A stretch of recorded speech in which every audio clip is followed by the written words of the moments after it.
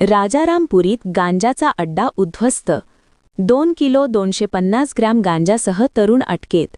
55,000चा मुद्देमाल जप्त. कोल्हापूर.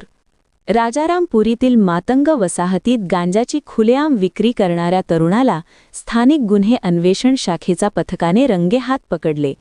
आदित्य किरण अवघडे, वय 19, राहणार राजारामपुरी, याला अटक करून त्याच्याकडून 2 किलो 250 ग्राम गांजा व 55,200 रुपयांचा मुद्देमाल जप्त करण्यात आला. स्थानिक गुन्हे अन्वेषण शाखेचे सहाय्यक पोलीस निरीक्षक सागर वाघ यांच्या पथकाला मिळालेल्या गोपनीय माहितीनुसार ही कारवाई करण्यात आली.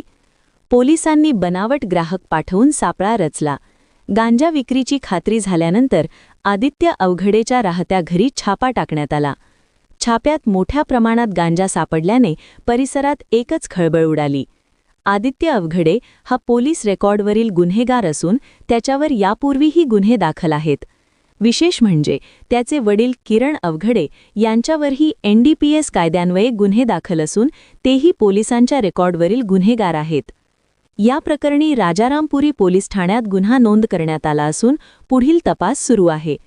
ही धडाकेबाज कारवाई पोलीस अधीक्षक योगेश कुमार, अपर पोलीस अधीक्षक डॉ. B. धीरज कुमार यांच्या मार्गदर्शनाखाली स्थानिक गुन्हे अन्वेषण शाखेचे पोलीस निरीक्षक सुशांत चव्हाण, सहाय्यक पोलीस निरीक्षक सागर वाघ, पोलीस उपनिरीक्षक संतोष गळवे तसेच पोलीस अंमलदार वैभव पाटील, संतोष बर्गे, शिवानंद मठपती, विशाल खराडे, महेंद्र कोरवी, परशुराम गुजरे, गजानन गुरव, अशोक पवाड, अरविंद पाटील यांच्या पथकाने केली.